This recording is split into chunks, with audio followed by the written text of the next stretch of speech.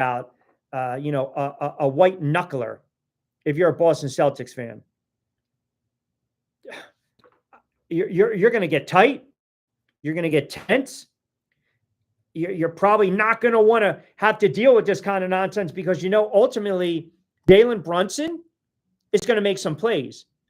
Ultimately the Knicks have basically flexed their muscle last night. That's exactly what they did. They showed the rest of the Eastern Conference. They showed the rest of the NBA world that they're not a pushover. They're not a pushover at all. And they're coming for the Boston Celtics. And if you're the Boston Celtics, you need to regroup. You cannot, in any circumstances, chuck it up 60-something times. You just can't. You can't do that. And they got to figure out a different game plan now. You're not going to be able to, get Cat out and foul him early in games. And then conversely, you look what transpired last night in that game. And how do you not sit and appreciate Jokic for what he is? And arguably right now at this moment, the best player on the planet. He plays both ends of the floor. He's a walking double-double. He's a walking triple-double. He makes the right basketball play. He knows when to take over a game. He creates his own shot. He knows how to body up. He knows how to defend. He knows how to, draw the double team. He can turn around. He can facilitate. He can dish. He can distribute. He's a remarkable player. And Denver is showing you that they've got some depth. They've got a lot of depth. And when you're able to go to your bench and get some veterans to contribute like we saw last night, they're going to be a tough out. As I mentioned, Warriors and Timberwolves, as long as the Warriors have Steph Curry firing, they've got a puncher's chance. And I think that Indiana and that Cavs series, I think that's going to go 7. I believe that's going to be a long, long series. I really do. Because both teams, we've seen what they can do offensively. They've got some standout players. We know that. I still tend to, you chalk up what happened the other night more on Cleveland not defending late. Give Indiana their credit. I still do lean towards Cleveland in this series. And then, as I mentioned, Popovich deciding to step down. He'll still be with the San Antonio Spurs, president of basketball operations. And I think when you look at Popovich from an NBA standpoint, you're talking about a coach.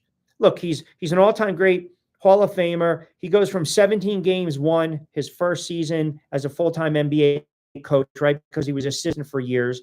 Then he comes to San Antonio. He wins 56 games. That third season, he wins 37. They win the championship. Now, granted, they beat the Knicks in 5. That was a strike-shortened season in 1999. 3 titles in 5 years. 5-time NBA champ overall. 19 seasons of 50 or more wins.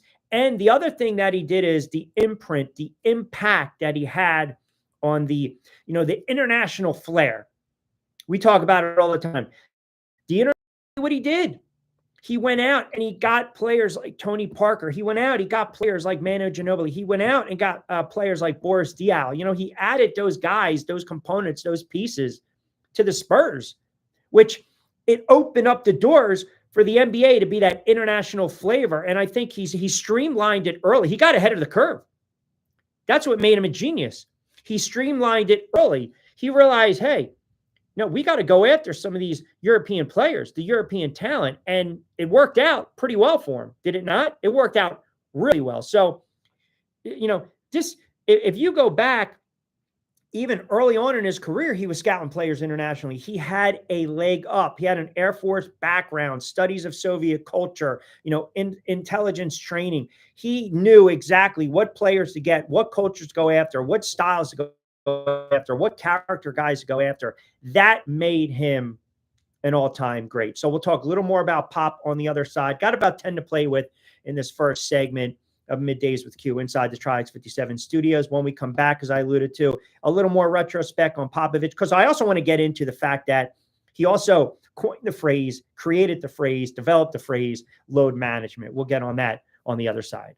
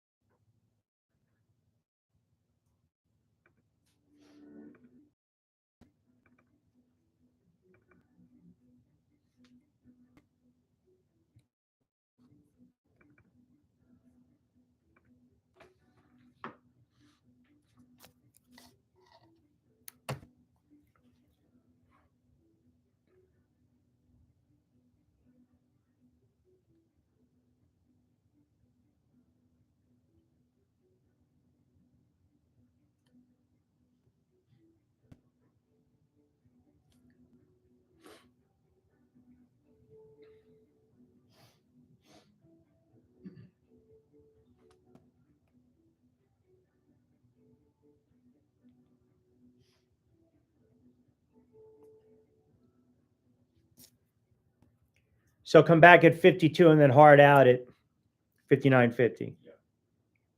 So I'll go on your cue for the coming back at 52.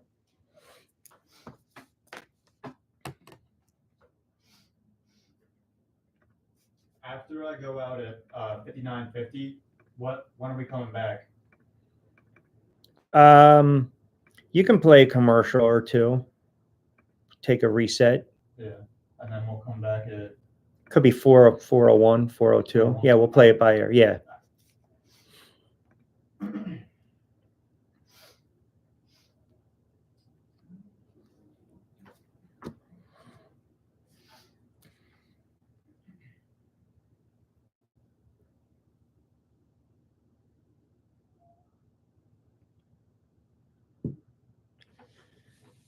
All right, welcome back inside the friendly confines of the Tri-X 57 studios, Middays with Q. As always, I'm your host, Rich Quinones. Great to be back in the saddle. A lot of NBA. I mentioned before we hit the break as we lead you up to the top of the hour, NFL talk on the other side, but a little more on Popovich. And I was kind of going back through his career, and it really is amazing, as I mentioned, the influence, the imprint, and really the impact on the Spurs and that franchise. Because you had key contributors that really paved the way for their dynasty. And I think it showed the value of international talent. Think about this too. Popovich won 1,422 games. Red Auerbach won 1,417. Everyone still thinks Red is the greatest head coach of all time. No argument here.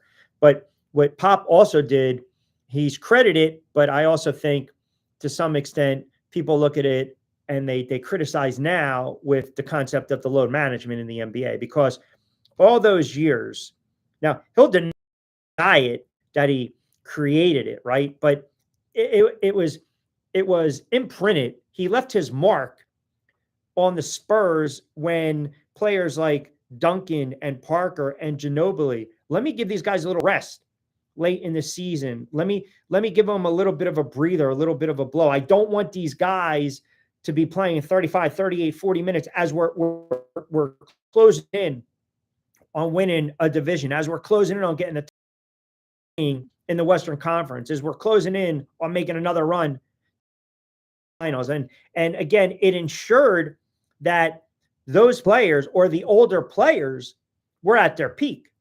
And ultimately, it proved fruitful, did it not? I mean, he started resting players right around 2010. And a lot of times, talking heads like myself, we're on the radio and doing sports talk, and we're saying to ourselves, wait, why are you resting these guys against top tier competition when fans want to go out and they're spending good money to go watch these players, and now they're going to be resting? And that's where I think a lot of the controversy and the public debate, a lot of it sparked the controversy, because if it's late in, I don't know, April, early May, and you want to go see Duncan one last time, or you want to see Ginobili or Parker, and these guys are sitting late in the season, or, with 15, 20 games left against good opponents, back in the day. All right, hey, you're going to mix these guys with the Dallas Mavericks, Utah Jazz, the Sacramento Kings. I'm missing out. And I think that's where a lot of people would get on Pop. And that's where a lot of people were like, hey, yes, we know about the influence. We know about the international flair. We know about him tapping in the European market. We understand that, because there are a lot of leagues right now that are training young players, young basketball players. What they're doing is they're taking these young players that are 17, 18, 19, 20 years of age, and they're turning around and they want them to compete against 23, 24, 25, 28, 29. They want them to compete against men. That's what they do over in Europe. Baptismal by fire. Throw them right to the wolves. Throw them in the deep end. See if they're going to sink or swim. So for all that Popovich did in that regard, fantastic. But the load management rubbed people the wrong way. And we're seeing it now in today's NBA. I mean, you don't even have to look any further than our backyard with Embiid for the Philadelphia 76ers. And then he's okay to play in the Olympics, but you can't play back-to-backs. You're never going to play 65, 70 games again in your career. Load management, rest these guys. Have them sit LeBron, have him sit. Joker, have him sit. Luka, have him sit. Giannis, have him sit. Play these guys, man. You're making hundreds of millions of dollars. Hundreds of millions of dollars, especially late in the season where fans, you're trying to gravitate towards that younger fan base and they have an opportunity to watch you play and you're going to sit. Never a fan of the load management. I get it. I understand it. It serves its purpose. Doesn't necessarily mean that I have to be a fan of it because I'm really not. I'm really not. And, I remember years ago when the Sixers, they're jacking up prices late and they were a horrible basketball team. And hey, come out and see, I think one time Kobe sat and they were trying to jack up the prices, get an opportunity to see Kobe Bryant one last time. We saw that back in the day. Bird, Magic, Michael Jordan, Barkley, Malone. These guys never did load management.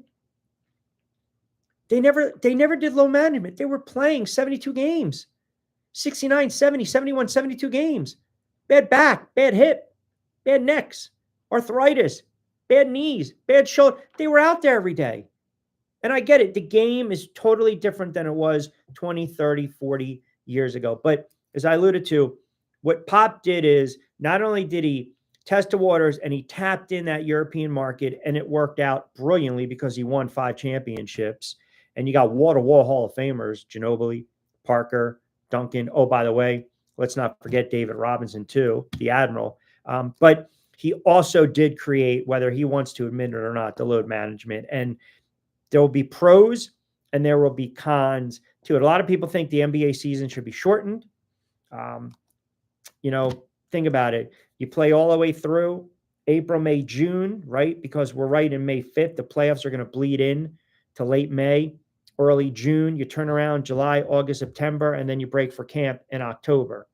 I mean, you don't have a lot of time to kind of rest, regroup, and get your body right. So yes, I get it. I understand the premise and the idea behind the load management, but I also think to some extent, if fans want to come out and see some of these players, you're robbing them of that opportunity to see the players. But be that as it may, he meant a great deal to the NBA. He will mean a great deal to the NBA. He's an all-time great head coach, and if you think about what he was able to do, now we're seeing the influx of all these great European players, and it is an international game, the sport of basketball. And as I mentioned, you look at Joker, you can make the case right now. It's not going to win the MVP. It's probably going to be SGA. Joker can win it every single solitary season like Jordan could back in the day, but Joker is the best player on the planet. He's the best player on the planet right now. I don't care what anyone says. What he's doing is just remarkable. And the fact that they got rid of the head coach and the GM with 3 games left in the season kind of speaks volumes, and they're still kind of not missing a beat. That is going to be a scary team as these playoffs keep progressing. So as I mentioned, you got Indiana, you got the Cavs later on tonight. Cavs laying 7.5, and then the Warriors and the T-Wolves. And again, that's game 1 of that series. Minnesota is going to be a 6.5, 7-point favorite. All right, quick timeout. We'll reset the table. We'll come back on the other side. Keep it locked into the Tuesday edition of Middays with Q live inside the Trax 57 studios.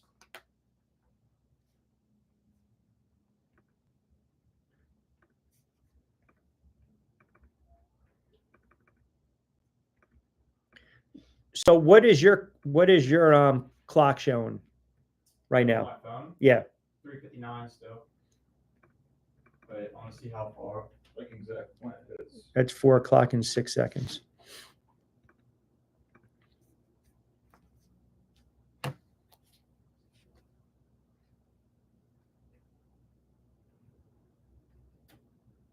still hasn't hit 4 on my phone. So it's at least at least a half minute behind. All right, yeah, it's a half minute.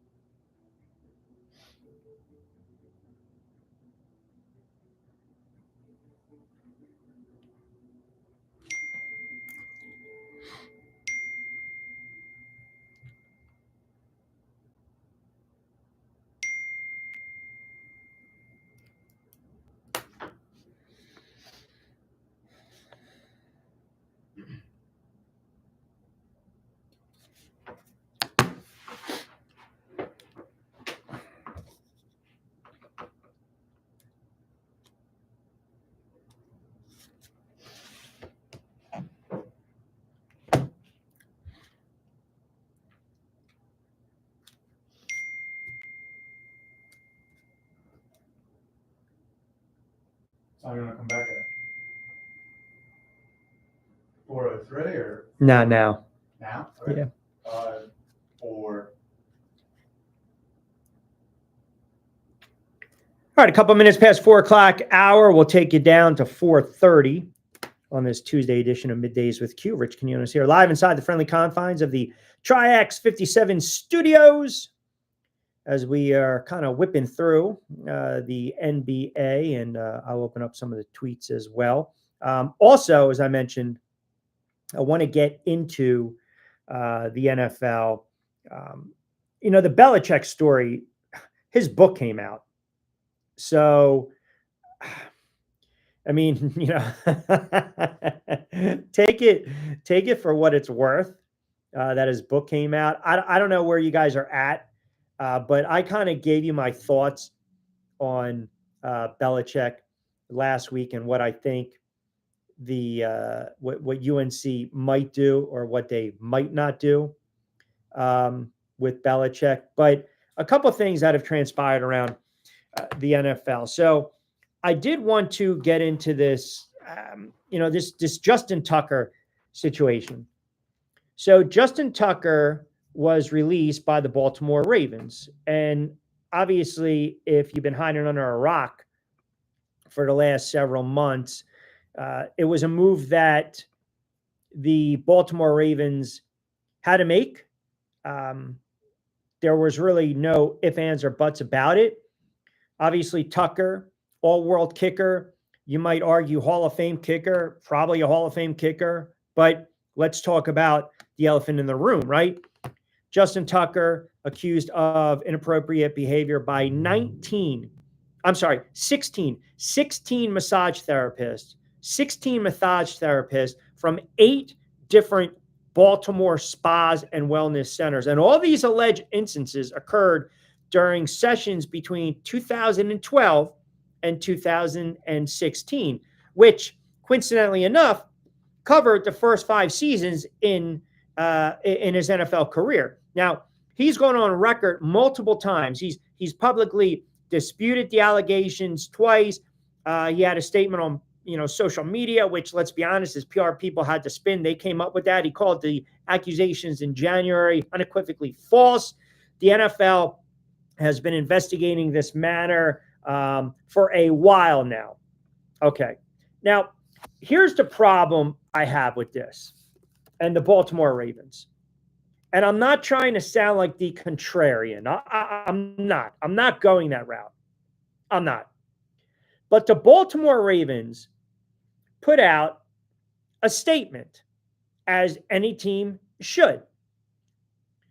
And again, this was last night. This was a statement from Executive VP and GM Eric DaCosta. Now, mind you, this is a franchise that's had issues before with, quote, off the field stuff. I mean, they just drafted a kid that has red flags, and we talked about him last week on Middays with Q, boomer bust type of potential. Okay. Sometimes football decisions are incredibly difficult, and this is one of those instances. Considering our current roster, we have made the tough decision to release Justin Tucker. Justin created many significant and unforgettable moments in Ravens history. His reliability, focus, drive, resilience, and extraordinary talent made him one of the league's best kickers for over a decade. No one's disputing any of that, by the way. We are grateful for Justin's many contributions while playing for the Ravens.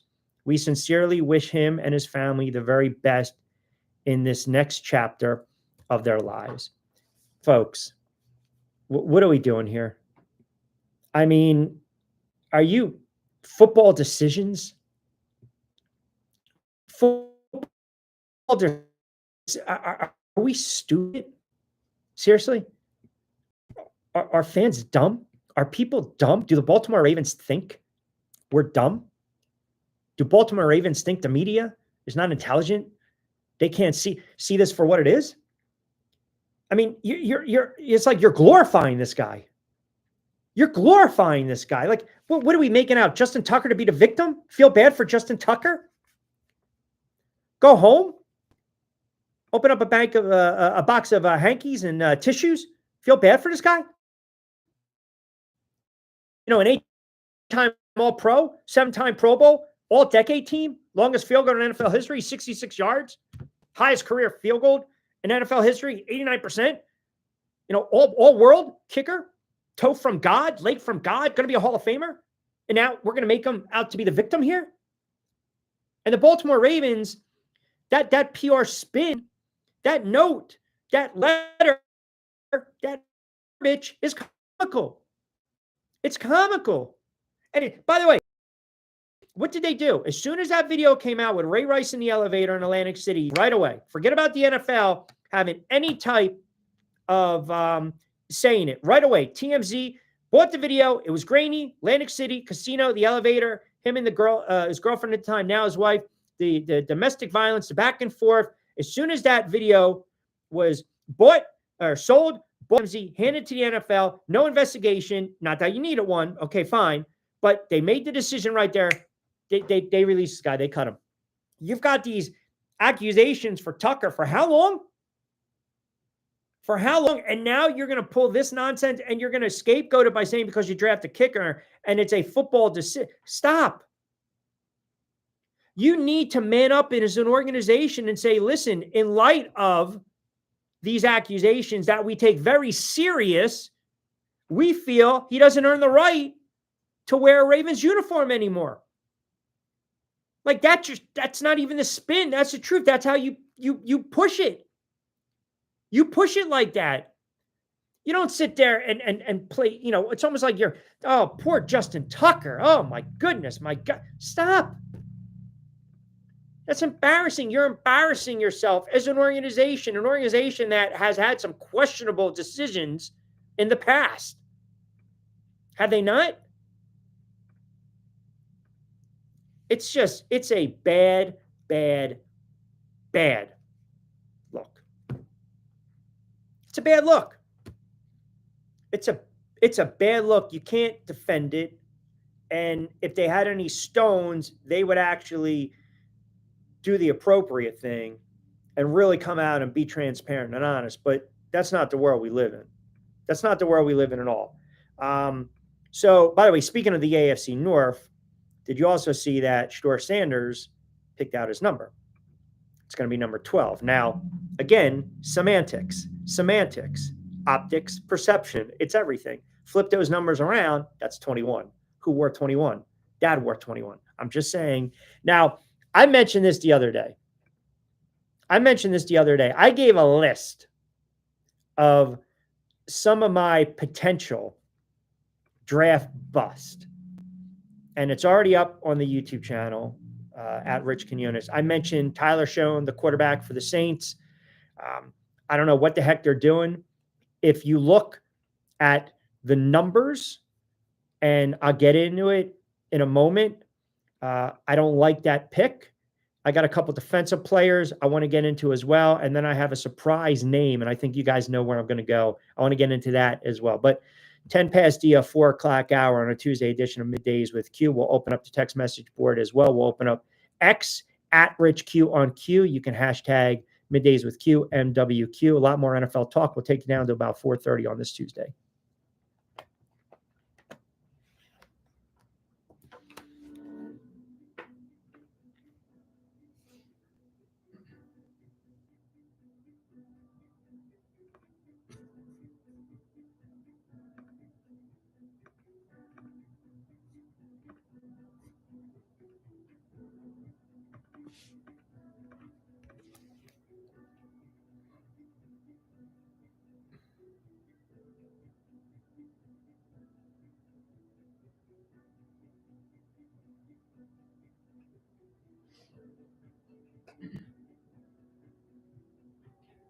coming back at 4:12.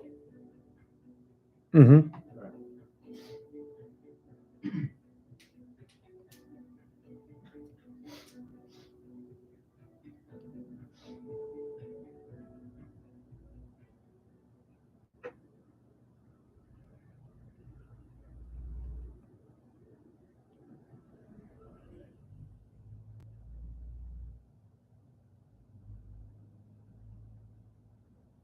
All right, welcome back inside the friendly confines of the Trix 57 studios. Middays with Q. Rich Quinones here. Let me get to some of these tweets as well on Justin Tucker and also the NFL as a whole. Yeah, listen, the Belichick thing is going to be comical. It's going to be comical to see how it kind of falls into place, to be quite honest with you. Vince on YouTube, good to see you back complaining for us. Well, I mean, I don't know if you would want it any other way, my friend. Bob in Summers Point chiming in at Rich Q on Q, tuning in as well on X and the YouTube channel. Q, I think the Ravens did the smart thing. They had to make the decision to move on from Tucker. I want to get too bent out of shape about the verbiage. The bottom line is they released him. Yeah, I mean, I understand exactly what you're saying, but I think, again, I'm not trying to be, when you had that conversation, the old man screaming on the front porch. I just think don't make him out to be the victim. That's all. Don't make him out to be the victim. All right. So this is where I'm at. I mentioned these potential busts, and I've got some feedback from them. And I also have some people that are like, all right, listen, these are not going to be busts. Now, I think Tyler Schoen, that pick for the Saints, you almost have to question the pick as a whole. Now, we understand the injury history, right, that they're dealing with right now as an organization. And nobody knows exactly what Carr is going to be or what he's not going to be. Is he going to be fully healthy? Is he going to be engaged? I mean, look, he's not a young guy anymore. He's not. But I don't like that draft pick at all because I don't think the kid's very good. I mean, if you actually compare these numbers, right, you want to go pro ready, but this kid is not a young quarterback. That's the other thing. You're talking about a quarterback that you basically spend a second round pick on a player where you're hopeful to get potential, and he's not going to be the long-term fix. You passed over a couple other quarterbacks, did you not? And now you got a quarterback that's going to be 26 in September. Not a fan of it at all. And I already told you, Rattler with last year's 5th round pick struggled. He didn't play particularly well. All right. My other potential boomer bust is Walter Nolan, defensive tackle for the Arizona Cardinals. Now, I think he might be a gem or a bust. Hence, boomer bust. I'm going to lean towards the bust. I'm going to tell you why. He's got all the physical traits of a player like a Jalen Carter. But you also cannot ignore red flags. I mean, he didn't do anything at Texas A&M his first 2 seasons, had a breakout season with Ole Miss.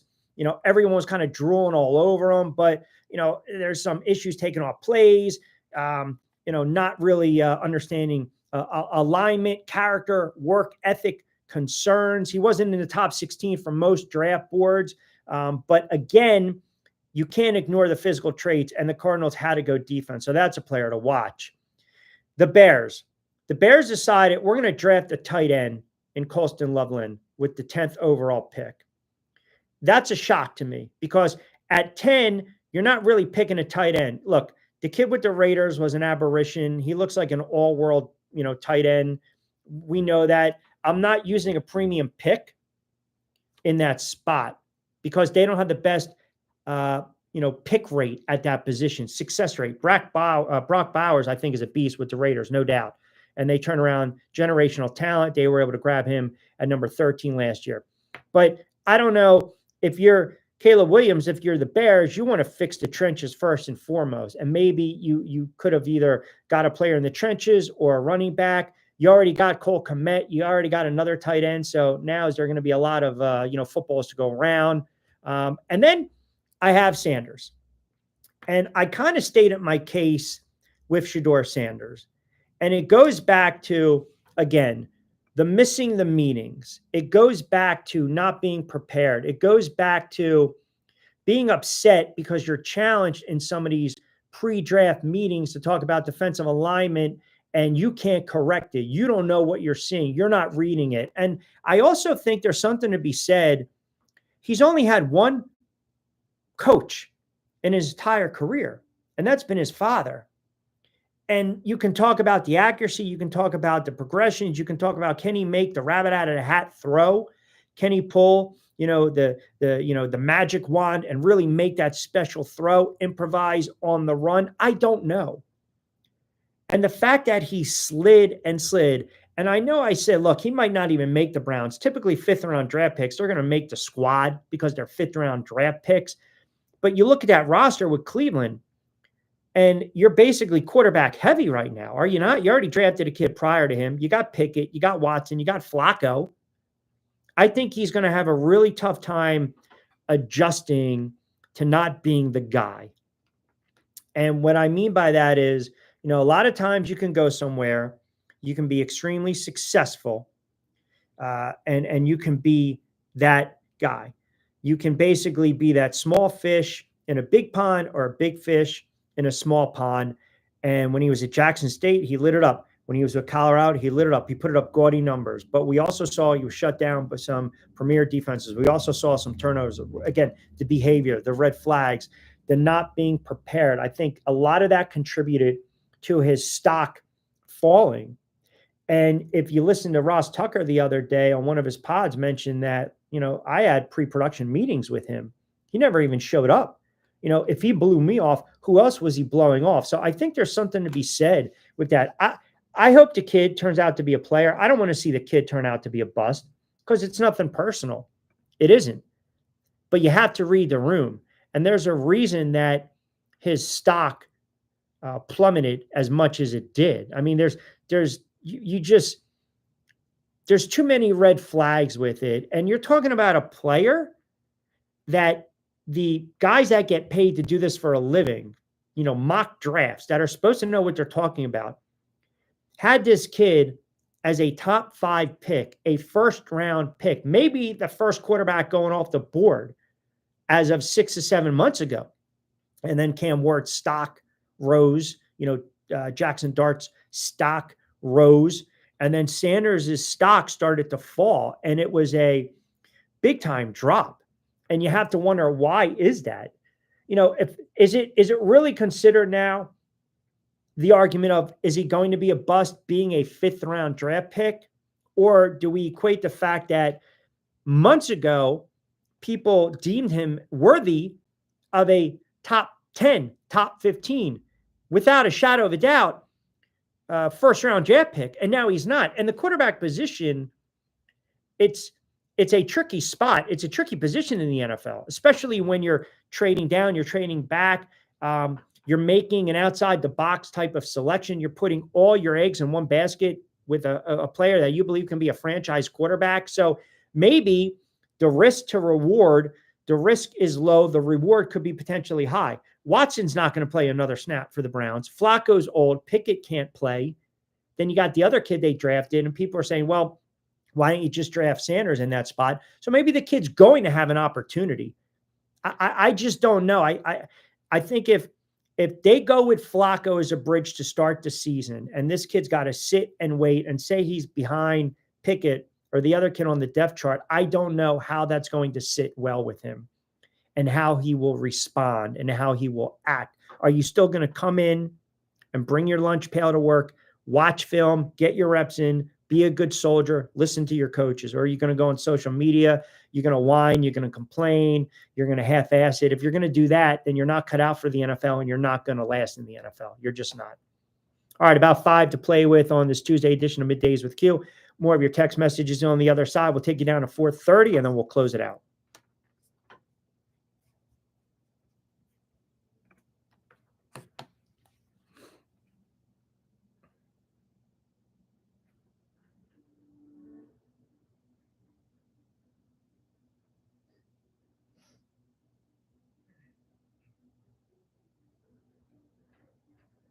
$4.22 still. or 23? Yeah, we go 23 because I have to go by your clock. I'm so used to, and we'll probably have. I've been looking at this one. Yeah, we'll come back at 23. All right. Yeah.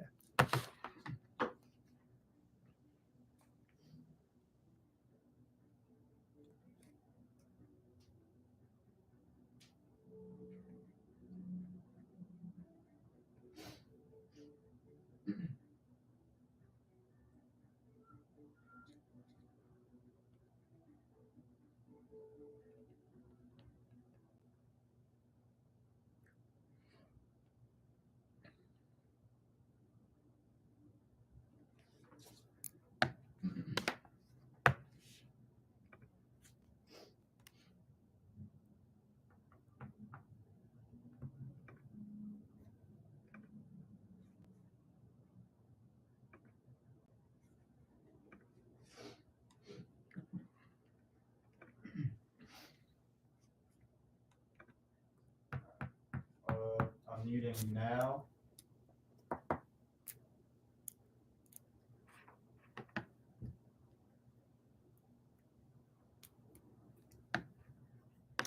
All right, final segment before we wrap things up on a Tuesday edition of Middays with Q right here inside the friendly confines of the Triax 57 studios. Appreciate everyone keeping us locked in. We'll back in the saddle on Thursday live as well. And then we'll hopefully very soon be live on Triax 57, working through a couple of, just lay of the land, working through the lay of the land, as we like to say in the business. So as I mentioned, you got the NBA playoffs in full swing. You can check out on my YouTube channel at Rich Quinones. We listed, myself and my NFL insider, Lloyd Vance, our top 5 gems, our top 5 bust. So we'll have a little more fun with that later on in the week. I want to get into a little more baseball too later on in the week. And, you start to get into in really with everything going on in the world of sports, right? I mean, think about this. The WNBA is about to tip off. And you got to give them some flowers as well, because I think it's going to be fun to watch this season. I really do. Then, as I mentioned, you'll get into the NBA finals, and you've got baseball. And baseball, even though baseball is such a long, long season, I mean, think about this. We're going to turn around. It's going to be Memorial Day. And you're already starting to see, after 35 games, right, as we kind of creep into a fourth of the season, you're already starting to see some teams that you're like, oh my God, they're really in store for some big seasons. I mean, Detroit's playing really well. The Yankees have been struggling late. Seattle's playing really well. The Mets are playing really well. The Phillies are going to have to figure something out, because I don't know if the Phillies are going to need another bat. I don't know if the Phillies are going to have to go after and get another arm. Chicago's playing well. And then that NL West is a fun division. I mean, it really is. It is such a competitive division with the Dodgers, the Padres, the Giants, the Diamondbacks. If you looked at the betting odds and the lines for your win totals, obviously you look at the Dodgers, you look at the Diamondbacks, you look at the Padres to probably have 90 plus wins. That's 3 teams right there that are going to be jockeying for position. So we'll get into a lot more baseball. Judge is putting up historic numbers to start the season, but baseball is an absolute grind.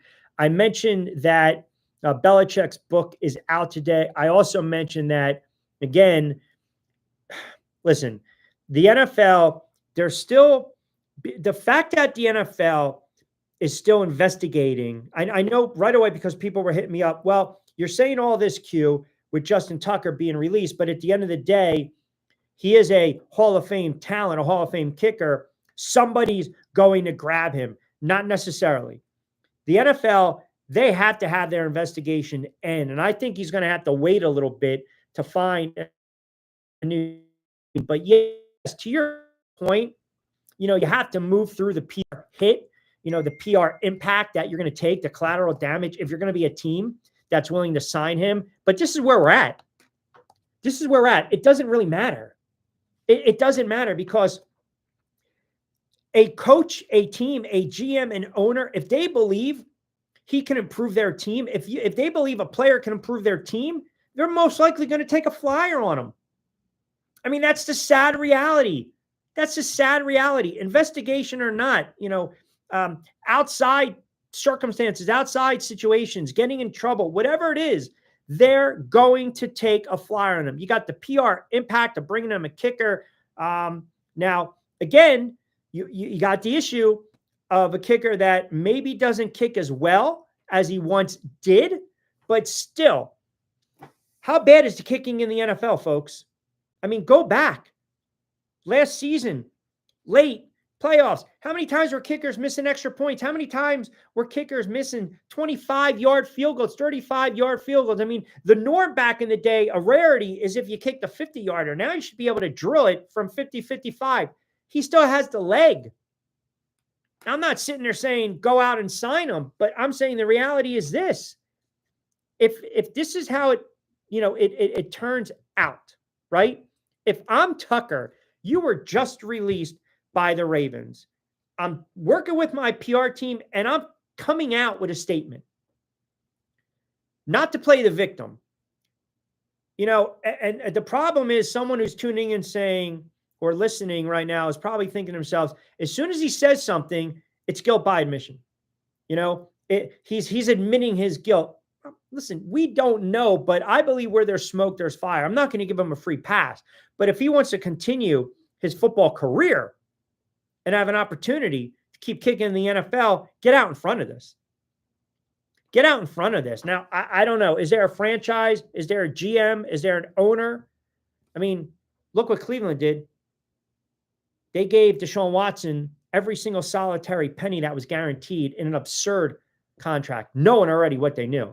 That's another thing, but that's a conversation for another day. So I don't know. I just think that, you talk about the personal conduct policy, talk about the CBA, you talk about how stuff has changed over the last several years, where there's smoke, there's fire.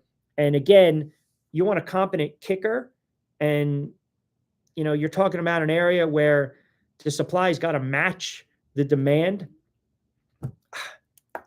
I mean, he might not be the kicker he once was, but there's probably going to be a team that's, hey, if he can get through this, if we can get through all this and the PR hit, we'll offer him a contract. Do I agree with it? Not necessarily. But my problem was the Ravens making Tucker out to be this victim and just waxing poetic about all his wonderful career achievements. But, you're kind of glossing over the elephant in the room and all these allegations. All right, got to start wrapping up. We'll be back in the saddle on Thursday live on the YouTube channel. Don't forget, give Trix57 a follow on social media. Like, comment on Facebook. You can follow me as well at Rich Q on X, as well as IG, and the YouTube channel at Rich Quinones. Have a wonderful Sports Tuesday. Enjoy your Wednesday. Back in the saddle live at 3:30 on the YouTube channel on Thursday. As always, be safe, be sound. Hasta luego, buen día.